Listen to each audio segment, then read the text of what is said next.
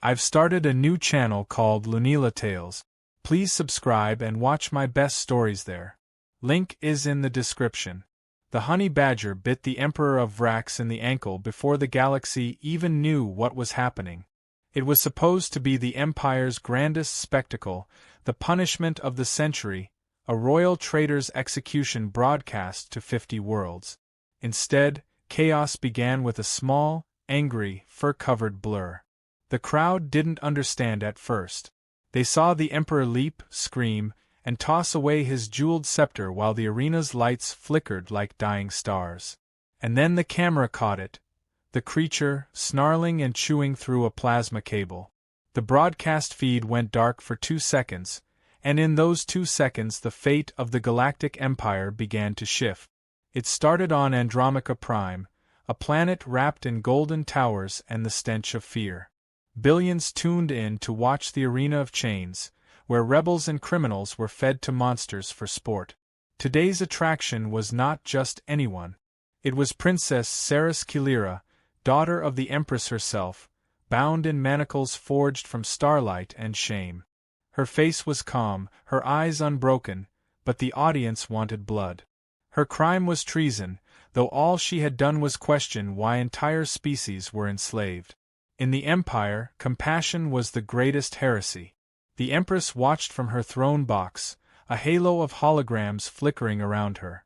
Her voice echoed across the Colosseum. "Let the galaxy witness what mercy brings," she declared, as a mechanical beast rose from the sands below, an 8-legged thing with blades for teeth. The crowd roared. The cameras zoomed in on Ceres. She stood tall despite the fear coiling in her chest. Somewhere deep down, she wished she could laugh one last time before dying. Then the laughter came, from somewhere unexpected. "Sorry, am I late?" a voice shouted. Every head turned. The arena gates shuddered as a human man stumbled into the sand, dragging a dented metal cage behind him. He was dusty, unshaven, and dressed like a mechanic who'd accidentally wandered into a death sentence. The Empress narrowed her eyes. "What is this?" she demanded. The man dusted himself off. "Jax Holden, ma'am. Delivery boy. I brought the replacement for your beast. Yours looked like it skipped leg day." He kicked the cage. Something inside growled, a low, chilling rumble that made even the armored guards flinch. The announcer's voice crackled through the speakers. "Who authorized this entry?" But before anyone could answer, the cage door burst open with a metallic snap. A small black and white creature shot out like a bullet. The honey badger hit the arena floor, sniffed the air, and immediately charged the nearest guard. Panic erupted. The crowd gasped, then laughed, then screamed as the badger tore through armor like tissue paper. One soldier tried to use a plasma whip. The badger caught it, bit it, and the whip short-circuited, sparking wildly. Jax grinned at the Empress's horrified expression. "You said entertainment, right? You're welcome." Ceres blinked in disbelief as the chaos spread. The mechanical beast lunged for the badger, and the badger simply went for its throat, or whatever passed for it. Sparks flew. Metal shrieked.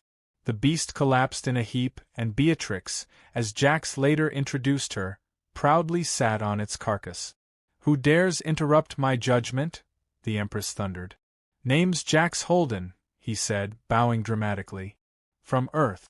You've probably never heard of it, but we have a saying where I'm from, never chain what bites back." The crowd, sensing rebellion, murmured restlessly. The Empress gestured, and the guards advanced. Jax raised his hands. All right. I can see this isn't the friendliest crowd. Guess we'll just..." Exit stage left. He whistled. "Beatrix, fetch the princess." Ceres could only stare as the honey badger trotted over, bit through her restraints, and then promptly tried to bite her boot. "It's fine," Jax said quickly. "She's just saying hi." "You brought a carnivore to my mother's arena," Ceres hissed, rubbing her wrists.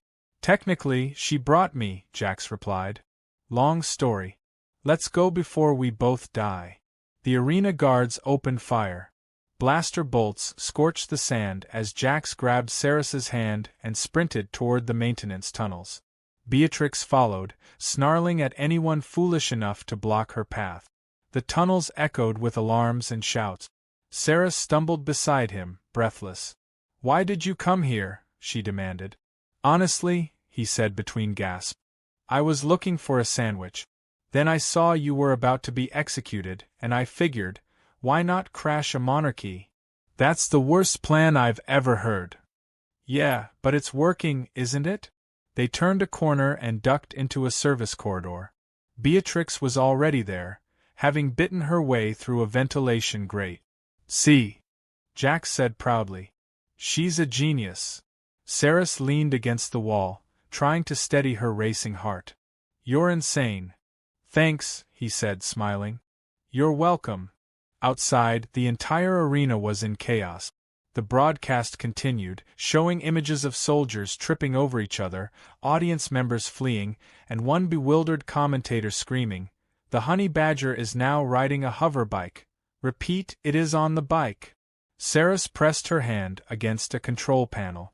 "There's a tunnel to the Undercity below. We can reach the outskirts if we move fast." "Perfect," Jack said.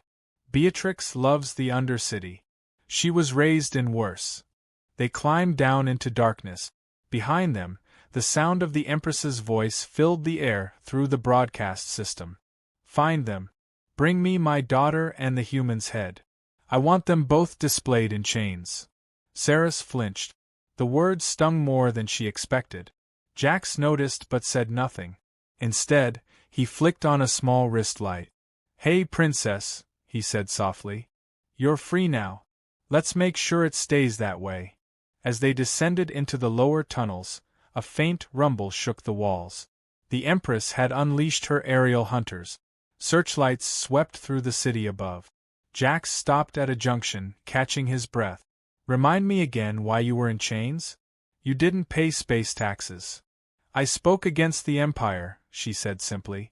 "I told my mother she'd forgotten what it means to be alive." He smiled. "Yeah, that'll do it." Beatrix growled suddenly, sniffing the air.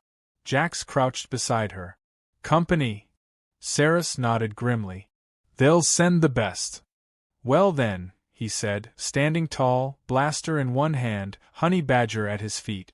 "Let's give them the worst day of their lives." Above them, the arena of chains burned. The crowd's screams turned to chants. Across the galaxy, screens flickered with the image of a defiant human, a liberated princess, and a creature no one could control. The legend of the Honey Badger Rebellion had just begun. The Undercity of Andromica Prime was a maze of smoke, neon shadows, and half-forgotten souls. Once it had been the jewel beneath the Empire's crown, filled with engineers and dreamers. Now it was the place where light went to die. Jax Holden and Princess Sarah stumbled through dripping tunnels, the smell of oil and ozone thick in the air. Behind them, the thunder of search drones echoed like a heartbeat closing in. Beatrix the honey badger trotted ahead, unbothered, carrying what appeared to be a stolen servo arm in her jaws. Sparks flickered from it with every step. Jax grimaced. "Please tell me that's not explosive." The honey badger growled. "Right, noted," he muttered. "Definitely explosive." Saris was silent. Her eyes, sharp and pale like shards of moonlight, flicked toward the shadows with every noise. She had shed the remnants of her royal gown, now wearing a scavenged cloak that smelled faintly of engine grease. "We can't stay here," she said quietly. "My mother's network covers every quadrant. The bounty will spread within hours." "Bounty?" Jax asked, pulling out a cracked datapad he had looted from a guard. "Define bounty." The screen buzzed and projected a glowing red banner into the air. His own face appeared on it, smudged with arena dust and a cocky grin he did not remember making. 1,000,000,000,000 credits, the pad read, for the capture of the human known as Jax Holden and the fugitive princess Saris Kilira. Dead preferred. Jax blinked, then looked at Saris. Trillion with AT. I'm flattered.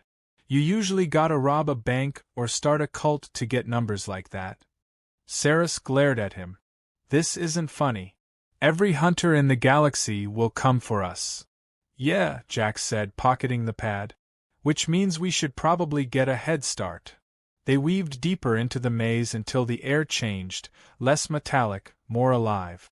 Neon signs flickered overhead in alien script as they entered the black markets of the Undercity. Traders of every shape and color hawked illegal tech, weaponized pets, and questionably edible food. Beatrix immediately lunged at a food stall. The vendor screamed, tossing a bag of glowing noodles in the air. Beatrix caught it mid-flight, devoured it, and burped.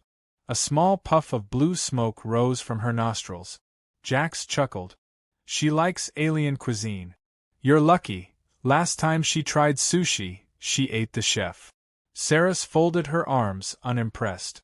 You find humor in everything, don't you? It's either that or panic, he said.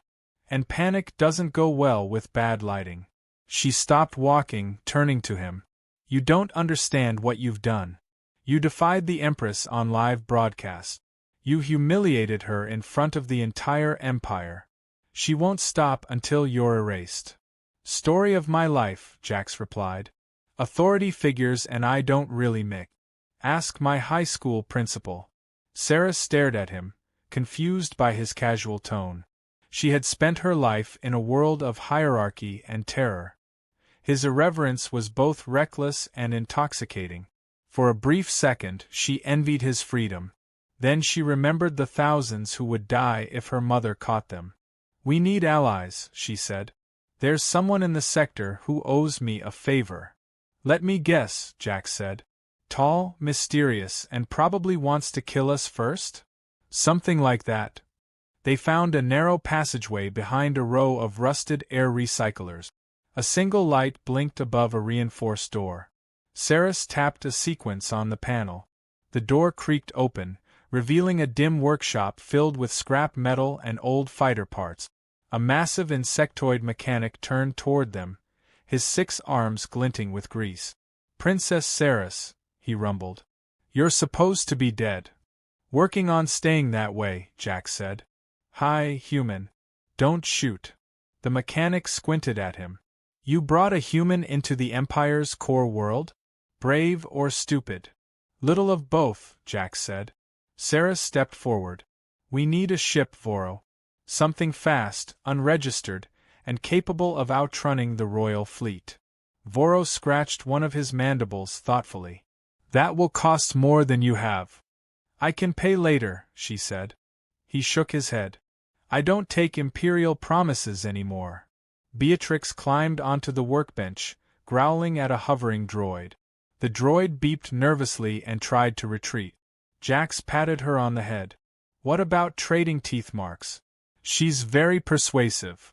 Voro stared at the honey badger, and for a moment his mechanical arms stopped moving. Is that what I think it is?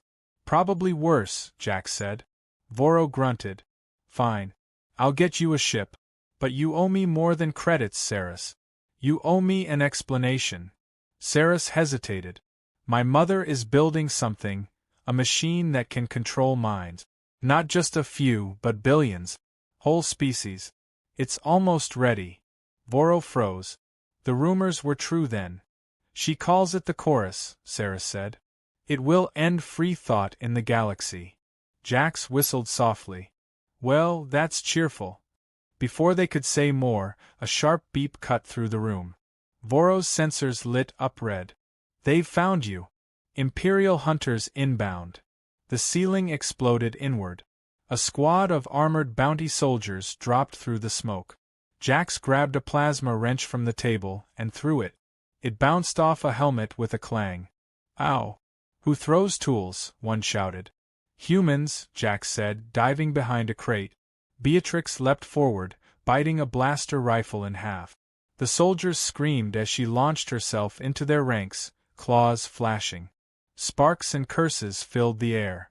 Saris seized a fallen blaster and covered Jax as he sprinted for the exit. This way, she yelled. They burst through the back door and into a narrow alley lit by red neon. Alarms echoed above them. Jax turned to see Beatrix dragging a stolen helmet twice her size. Be priorities, he shouted. She ignored him. The helmet sparked in her jaws like a trophy. They sprinted toward the docks. Voro's voice came through a crackling comm. Dock 17B. Old freighter named Rustwing. She'll fly, maybe. Maybe. Jax panted. That's comforting. They reached the shipyard as sirens blared. The Rustwing was a crooked vessel patched together from at least 3 different ships. Beatrix scurried aboard first, growling at the navigation console. Fly it! Saris shouted. I don't even know which button's the ignition. Jax protested. Then press all of them. He did. The Rustwing shuddered, belched smoke, and then, miraculously, lifted off the ground. Behind them, laser fire lit up the night sky. The ship rocketed upward, barely missing a patrol cruiser. As they broke through the upper atmosphere, Saris collapsed into a chair, her chest heaving. Jax grinned at her through the chaos. Told you we'd make it. She looked at him, exhausted and incredulous. You're insane. Probably, he said. But admit it, you're having fun. She almost smiled. For the first time in years, she felt something like hope. Then a beeping sound came from the console. The ship's display lit up with a message. Incoming transmission from the Galactic Bounty Network. Jax tapped it. The screen filled with the image of a pair of identical faces, sharp-eyed bounty twins with silver skin and matching smirks. Well, one said, look who finally made it off-world. The other smiled wider. Run all you like, human. The hunt just got interesting. Jax leaned back in his chair, sighing. Fantastic. I hate sequels. The Rustwing drifted through the endless dark like a wounded bird, its engines wheezing, lights flickering, and Beatrix occasionally chewing on exposed wires as though testing their flavor. Jax sat in the pilot's chair, boots propped up on the console, tapping at buttons that made more noise than sense. Across from him, Saris was hunched over a navigation panel, her silver hair falling over her face as she tried to reprogram the coordinates. Every few seconds, the comm system buzzed with static, reminding them that the bounty transmission from the twins still echoed across the stars. Jax sighed, glancing at Saris. So, these twins, friends of yours? Hardly, she muttered without looking up. They're the best bounty hunters in the outer rings. My mother hired them years ago to track down a rebellion leader.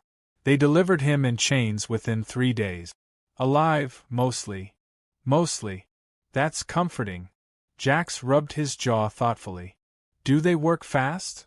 Saris turned to him with a tired look. Faster than you think. They never miss their target. As if summoned by the universe's cruel sense of timing, the Rustwing's radar blared an alarm. 2 ships appeared on the scope, sleek, silver, and closing in fast. Jax sat up straight. Let me guess. Silver twins, mirror ships, dramatic entrance music. A voice crackled through the comms, smooth and amused. You really do have a sense of humor, human. Shame you won't get to use it much longer. Saris froze. Tauren. You don't have to do this.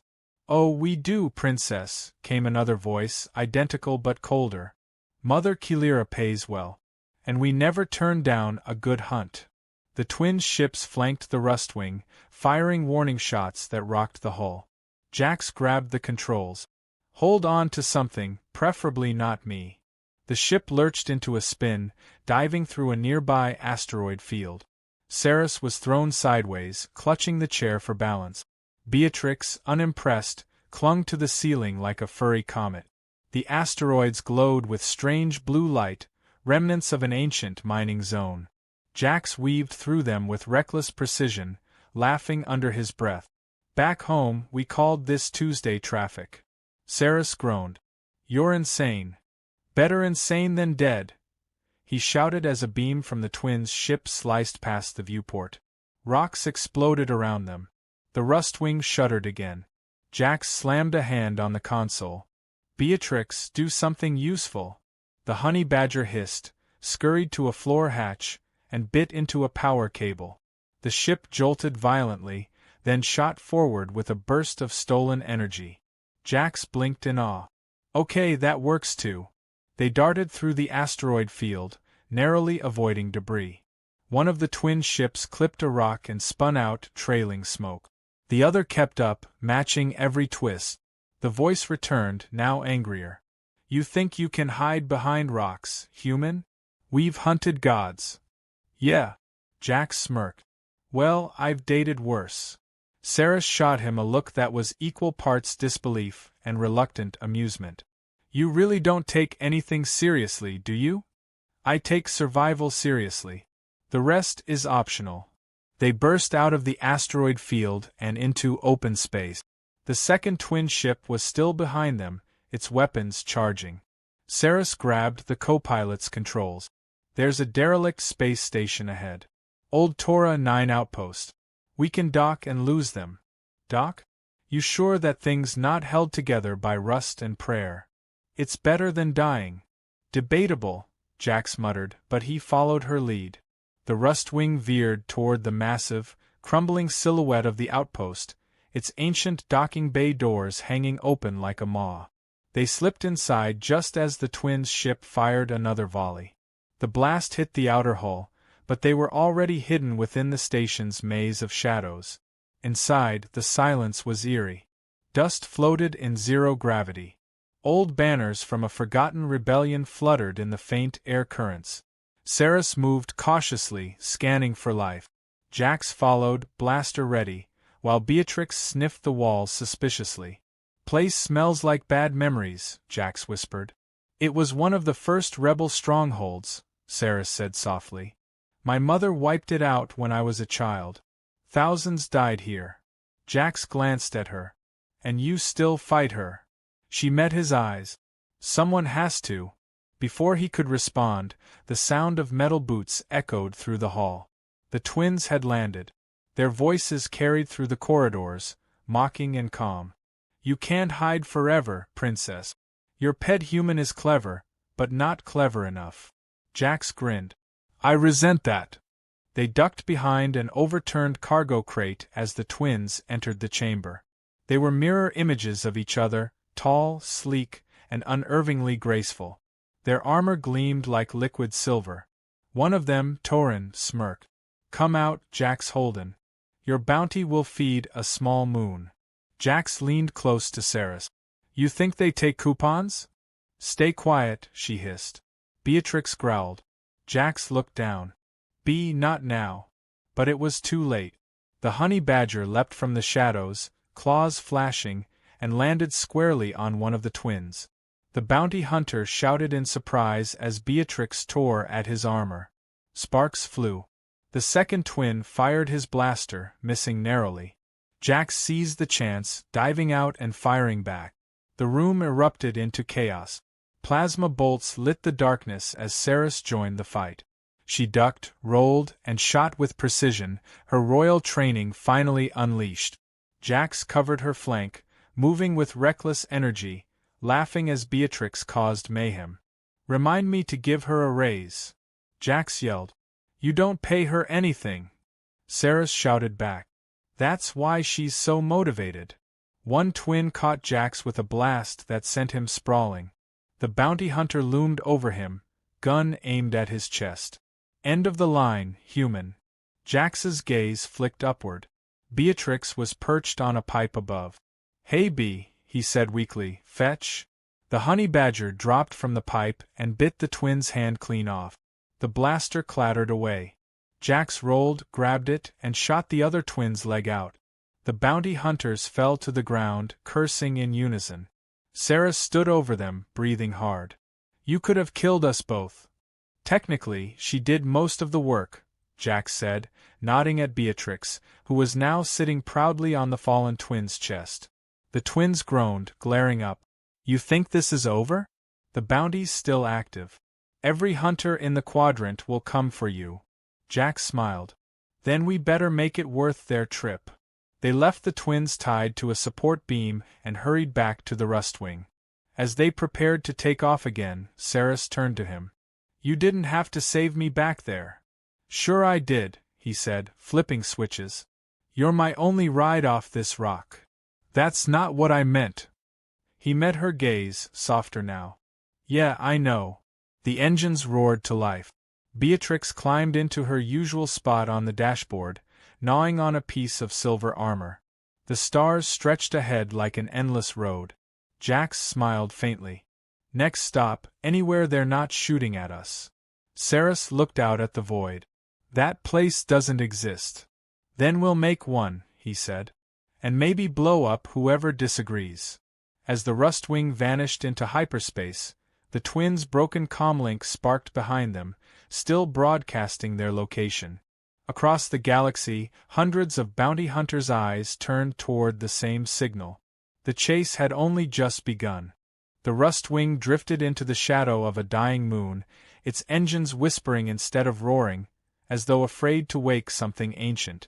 Outside, the stars gleamed cold and indifferent, and inside, the silence between Jax and Saris grew heavier by the minute. Beatrix was curled up beneath the co-pilot's chair, snoring softly after having eaten an entire toolkit. The human checked the NAV display for the 10th time, frowning at the blinking red error lights that seemed to multiply every hour. "You sure this base even exists?" he asked finally. Saris was staring at a small hologram flickering above her wrist, a map encoded in shimmering blue lines. "It does," she said quietly. "It's hidden beneath the moon's crust. My people built it before my mother's purge. It's where the rebellion first began." Jax leaned back, running a hand through his messy hair. "So we're flying into a tomb." "Into a memory," she corrected, though her tone was heavy enough to suggest the same thing. The ship's scanners picked up faint energy signatures, just as she promised. Jax maneuvered them toward a crater near the equator, where an old docking beacon flickered weakly. When they touched down, dust rose in golden clouds. The hatch hissed open, releasing air that smelled of metal and age. Saris stepped out first, her boots crunching against the old platform. "This is it," she murmured. "Sanctum 4. Jax followed, blaster drawn, eyes darting to the shadows. "Looks abandoned. Which means something's probably still alive." Beatrix waddled ahead of them, sniffing the ground. Her fur bristled as she pawed at a door half buried in debris. "That's the access," Saris said, moving to clear it. Together they heaved the metal aside, revealing a control panel faintly glowing beneath layers of dust. She entered a code, and with a groaning hiss, the ancient door slid open. The base came alive as they stepped inside. Dim lights flickered on in a vast underground chamber filled with silent consoles and long-dead machinery. Holographic banners of the old rebellion still hung from the ceiling, faded but defiant. Saris walked slowly through the corridors, her expression caught somewhere between nostalgia and grief. "My father used to bring me here before he died," she said. "He believed the Empire could be reformed from within. He was wrong. My mother made sure of that." Jax trailed beside her, glancing at the rusted insignias of the Rebel Alliance. "And now you're trying to finish what he started." She stopped, facing an old command table in the center of the room. "I have to. The Empire isn't just corrupt, it's hollow. My mother doesn't rule it anymore. Her creation does." He frowned. "You mean the mind control weapon you mentioned?"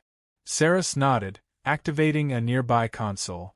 A holographic projection flared to life, displaying a massive machine orbiting a distant planet, a spiked ring that pulsed with dark light. She calls it the Chorus. It doesn't destroy people. It rewrites them. One signal, and every living mind within range bends to her will. Thought, memory, even emotion, it all becomes hers. Jax whistled softly. "Well, that's horrifying. 10 out of 10 for effort, though." Saris glared at him, but there was no real anger in it. "You joke, but this isn't like anything your kind ever built." "My kind stopped building anything a long time ago," he said quietly. She turned to him, startled. "What do you mean?" "Humans," he said, leaning against the table. "We weren't wiped out by war like your historians claim. We destroyed ourselves. Machines, greed, politics, it didn't matter. We just couldn't stop fighting long enough to survive. I got out by accident. My ship was part of an exploratory mission before it all went bad. When I woke up, Everyone I knew was gone. For a moment the air was still. Saris looked at him with new eyes. You're the last. He gave a small shrug. Guess so. Not that Beatrix lets me forget it. She's got the spirit of 1,000 stubborn ancestors packed into a fur ball. As if on cue, the honey badger grunted from beneath a console, dragging out a glowing data core. Jax blinked. She just found something. Saris crouched beside Beatrix, prying the core from her jaws. This is impossible. It's one of the original data archives. It might have the schematics for the chorus. She plugged it into the main console. Streams of data filled the air, revealing detailed blueprints and research logs. This was her project, she whispered. My mother's. She tested it first on prisoners, then volunteers, then entire colonies. And there's something else. Human genetic material in the database. Jax frowned. Come again. She scrolled through the files. The base DNA structure used to bind neural signatures. It's from Earth. From humans. He blinked, stunned. You mean she built her control weapon using human brains? Not brains, Saris said, her voice trembling. The emotional spectrum. The ability to resist fear, pain, and control. She extracted it from old human research archives. That's why she feared your species. Humanity's defiance became the key she couldn't replicate. Jax stared at the hologram of the machine, its swirling energy pulsing like a heartbeat. So you're saying the thing that makes people free is buried in my DNA? Exactly. He rubbed his face. Great. I always wanted to be biologically inconvenient. Before she could reply, the base alarms shrieked to life. The lights turned red. A voice echoed through the chamber, mechanical, distorted, and unmistakably imperial. Unauthorized presence detected. Surrender for Imperial reclamation. Saris froze. She found us. From the tunnels, the sound of marching feet grew louder. Imperial enforcers, drones built from steel and flesh. Jax drew his blaster. How many? Too many, she said, eyes darting for exits. Beatrix hissed, claws scraping the floor. Jax grinned. That's the spirit. He fired the first shot, blasting a drone's head clean off. It fell in sparks. Saris grabbed a rifle from the rack and joined him, moving with soldier's precision. The battle filled the chamber with smoke and light. Beatrix darted between enemies, biting cables and shredding armor plates. A drone tried to grab her. She tore through its chest like paper. Jax shouted over the noise. You said this base had a back exit. It's sealed. The power core's offline. Then unseal it. I'm trying. She sprinted to the main console, typing commands furiously. The holograms flickered and part of the floor shifted, revealing a descending platform. Here, she called. Jax and Beatrix jumped onto it as blaster fire rained around them. Saris followed, hitting the release. The platform dropped into a shaft just as explosions tore through the chamber above. They landed in a cavern lit by the faint glow of underground rivers. The tunnel ahead led to the surface. Saris looked up as the base collapsed behind them. We can't go back there. Jax glanced at her. We've got what we need, right? She held up the recovered data core, its lights blinking weakly. We have the weapons design. And proof my mother used human DNA. Jax exhaled, leaning against the cavern wall. Then we've got a plan. She tilted her head. A plan. Yeah, he said. We break into the Empire's heart, hijack this chorus thing, and use it against her. Her eyes widened. That's suicide. Probably. But it'll be loud. Beatrix growled approvingly, as though seconding the motion. Saris looked down at the glowing core in her hand, then back at Jax. You're impossible. He smiled faintly. I've been called worse. As they climbed out of the moon's cavern into the cold light of a dying sun, Saris felt something she hadn't in years, a fragile spark of hope. Somewhere above, her mother's machine waited, pulsing in orbit, ready to enslave the galaxy. But now it would have to face the last human, a fallen princess, and the most dangerous creature ever to bite through a power cable. The sky above Andromaca Prime burned crimson as the Empress prepared her final broadcast. Across the Empire, screens flickered to life, displaying her face, cold, perfect, and unyielding. In the shadows of the lower stratosphere, the Rustwing glided silently, cloaked in stolen Imperial codes. Inside, the air was tense. Jax leaned over the console, sweat gleaming on his forehead as he patched wires together. "So let me get this straight," he said, voice half-focused, half-sarcastic. "We're flying straight into the capital's most heavily armed defense grid to hijack the Empress's mind control network using a honey badger, a half-broken ship, and a stolen data core." Saris adjusted her armor, her expression calm but her pulse racing. "When you say it like that, it sounds insane." "That's because it is insane," he replied.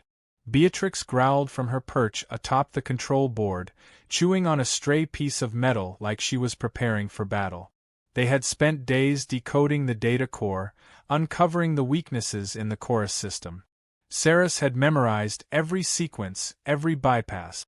If they could reach the control hub inside the Arena of Chains, the place where her mother first unveiled the device, they could reverse the signal and free every enslaved mind in the Empire. Jax double-checked the ship's blasters. "You sure you can handle seeing her again?" he asked quietly. "Your mother, I mean." Saris hesitated, then met his gaze. "She stopped being my mother a long time ago." The silence that followed said everything words could not. As the Rustwing descended through the thick orange clouds, the city came into view. Andromaca Prime gleamed like a crown of glass and gold, but its beauty was lifeless. Drones patrolled every street, and banners bearing Kilira's insignia covered every tower.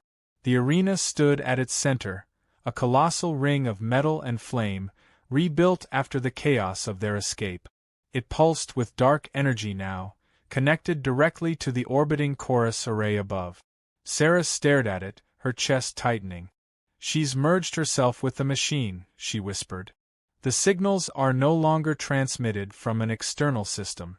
They're coming from her." Jax frowned. "Meaning we can't just shut it down." "Meaning we'll have to kill her to stop it," she said. They landed the ship beneath the cover of a supply transport. Beatrix leapt out first, sniffing the air, and immediately started digging into a guard's ration crate. Jax smiled grimly. "At least she's focused." They moved through the service tunnels, each step echoing like a countdown.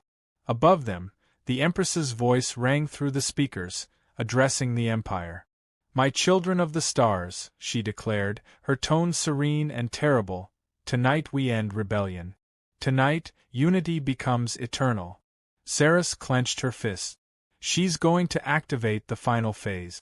Once the signal reaches full strength, there will be no free will left anywhere."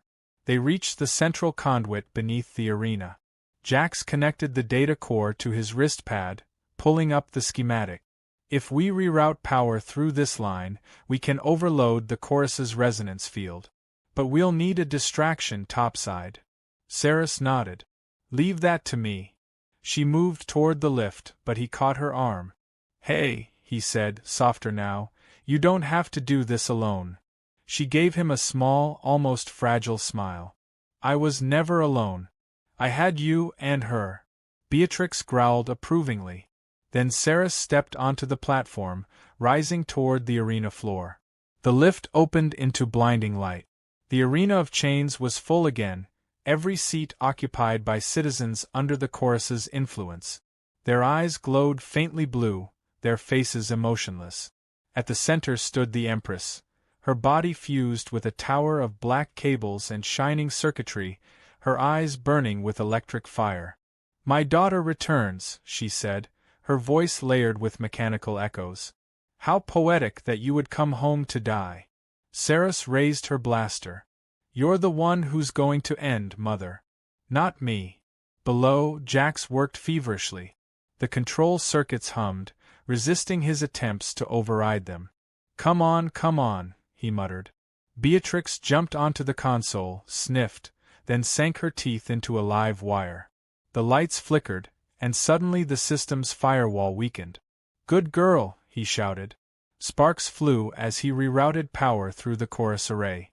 Up above, Kilira extended her hands, and arcs of energy shot through the air. Saris barely dove aside in time. The Empress's voice boomed through the arena. "You think you can destroy what I have built? I am the chorus." Her eyes blazed brighter, and the enslaved crowd began to chant her name in unison. The sound was unbearable, a storm of devotion and madness. Saris raised her blaster again, firing at the cables feeding into her mother's body. The bolts exploded against the machinery, but Kilira didn't flinch. "You can't kill an idea," she hissed. Jax's voice crackled through Saris's earpiece. "We've got one shot at this. You have to get her close to the core output. If I sync the overload to her neural frequency, it'll burn her out from the inside." Saris grimaced. "And me? You'll have to trust me," he said. She smiled faintly. "You're asking royalty to trust a smuggler with bad wiring and worse jokes." "Exactly." The Empress advanced, the ground trembling with each step. Saris faced her, eyes locked. "You used to tell me fear was a weakness," she said, voice steady. "But it was yours. You feared losing control, so you tried to control everything." Kilira's expression twisted into something almost human. "I gave you everything, Saris. You gave me chains." Saris fired again, hitting one of the power conduit. Sparks rained down. Kilira screamed, her voice splitting into metallic distortion. Jax flipped the final switch. "Now be." The honey badger roared, biting through the last circuit. A blinding surge of energy shot up through the arena, connecting to the chorus array in orbit. The sky erupted in light. Every screen across the galaxy flickered, showing the Empress's face glitching, her mechanical form convulsing as the feedback loop turned her own control against her. She screamed once more, her voice merging with static. The explosion tore through the arena. Saris was thrown backward, crashing against a pillar. Jax ran onto the floor, covering her with his body as debris rained from above. When the dust settled, the arena was silent. The enslaved citizens blinked, their blue eyes fading back to normal. The chorus was gone. The Empress lay motionless at the center, her once perfect face cracked, human beneath the metal at last. Saris knelt beside her. "You could have stopped this," she whispered. "You could have been free." The dying woman smiled faintly, her voice a whisper. "I am now." And then she was still. Jax helped Saris to her feet. "It's over," he said quietly. She looked at the freed crowd, their confusion slowly turning to relief. "No," she murmured. "It's just beginning." Beatrix waddled up, singed but alive, carrying a piece of Kilira's crown in her mouth. Jax laughed despite himself. "Guess we've got a trophy." Saris looked toward the rising sun over the shattered arena. "No," she said softly. "We have a future." The three of them stood together amid the ruins, the first light of a new dawn spilling across the broken empire. The crowd began to cheer, not for the Empress, but for the woman who had freed them. And as the sound rose higher, Jax looked at Saris, a smile tugging at his lips. "Remind me to never bet against you again." She turned to him, eyes bright with tears. "Remind me to never stop." Above them, the wreckage of the chorus burned out like a dying star, and the galaxy began to breathe again. The ruins of the Arena of Chains smoldered under the pale light of dawn, smoke rising in soft spirals toward the fractured sky. The air was thick with the smell of ozone and ash. Jax stirred first, groaning as he pushed aside a fallen beam. His arm was bleeding, his ribs ached, and half the ship's toolkit was scattered across the ground where the Rustwing had crashed. Beatrix sat on his chest, looking entirely too satisfied for someone who had just survived an explosion. "You're heavy," he muttered, trying to sit up. The honey badger ignored him, and started chewing on a piece of molten debris. Saris was nearby, kneeling by the shattered remains of her mother's throne, staring at what was left of the Empire's symbol of power. Her eyes were red but steady. All around them, the city had fallen silent. The screens that once broadcast Kilira's face now displayed nothing but static. The soldiers who had served the Empress stood dazed in the streets, their minds finally their own again. Some wept. Others simply stood and watched as the first sunrise they had seen with clear eyes in years painted the towers gold. Jax limped toward Saris, dust clinging to his jacket. "You should be resting," he said. "You were nearly cooked alive." She didn't look at him at first. "It's strange," she said softly. "All my life I dreamed of ending her rule. Now that it's done, I don't know what comes next."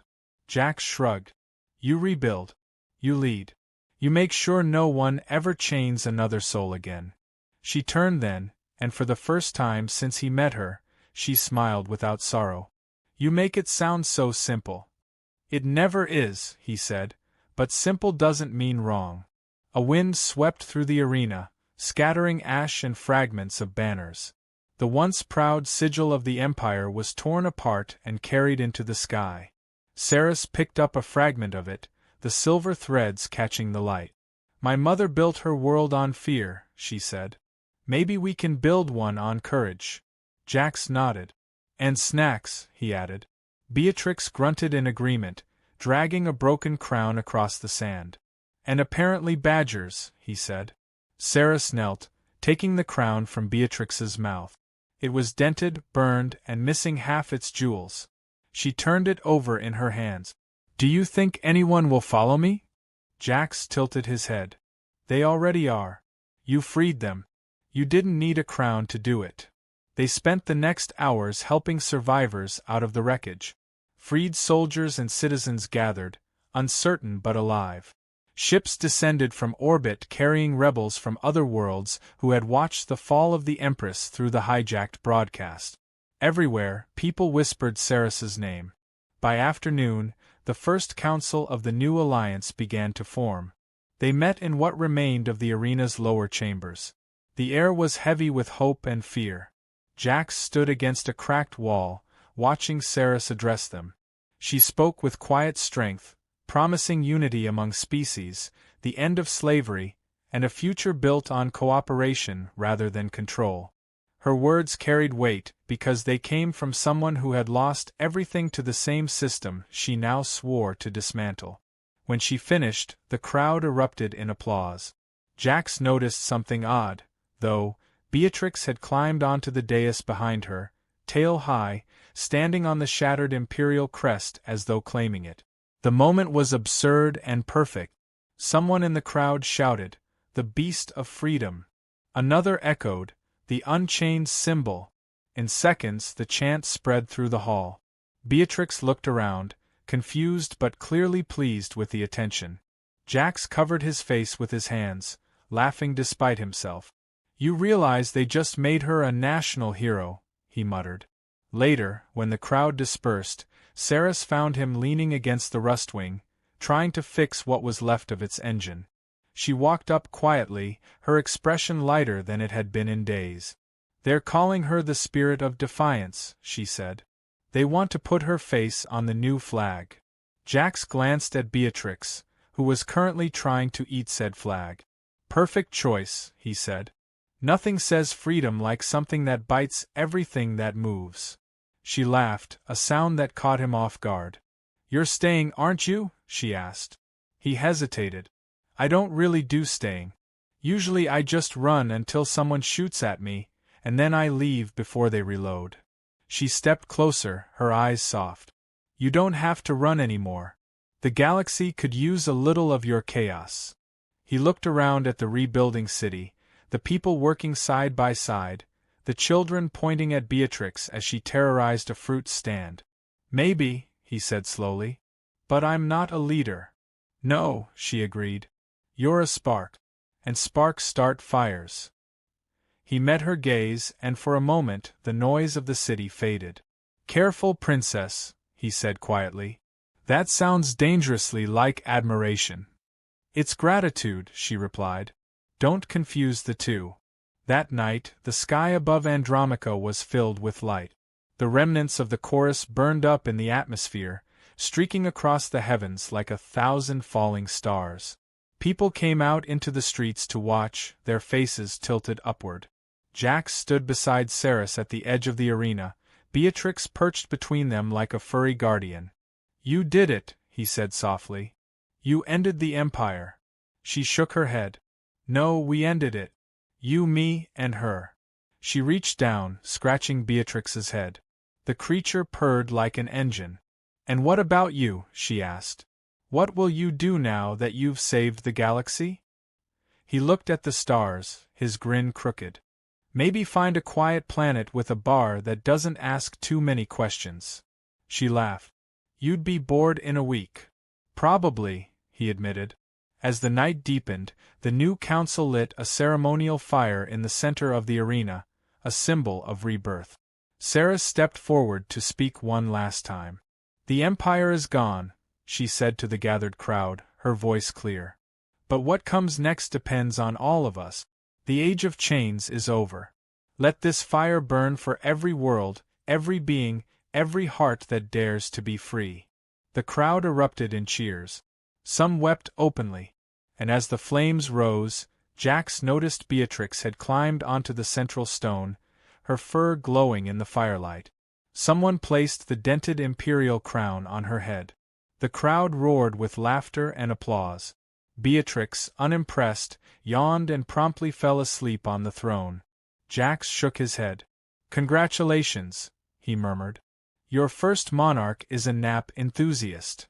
When the cheers faded and the fires burned low, Jax and Ceres stood together, watching the dawn break over the city once more. She turned to him. "You're leaving, aren't you?" He hesitated, then nodded. "Someone has to keep the galaxy guessing." She smiled. "Then take this." She handed him a small medallion engraved with the crest of the new alliance. "So you'll always have a home to return to." He looked at it for a long moment before pocketing it. "Don't tempt me. I might actually come back." Beatrix woke, stretched, and padded over to him. He scooped her up, ignoring her half-hearted bite at his sleeve. "All right, Bea," he said softly. "Time to see what's left out there." Ceres watched as they boarded the patched-up Rustwing. The ship's engines coughed once, then steadied into a low hum. As it rose into the morning light, Ceres whispered to herself, "Goodbye, human." High above the city, Jax looked down at the world below, now free and glowing under the sun. "You know," he told Beatrix, "for a creature that nearly killed me twice, you did pretty good." The honey badger grunted and curled up in his lap. He smiled, glancing at the stars stretching endlessly ahead. "All right then," he murmured. "Let's find some trouble worth starting." The Rustwing tilted toward the horizon, vanishing into the bright expanse of dawn as the galaxy began to write a new chapter, one free of chains and filled with laughter, courage, and one very unpredictable honey badger.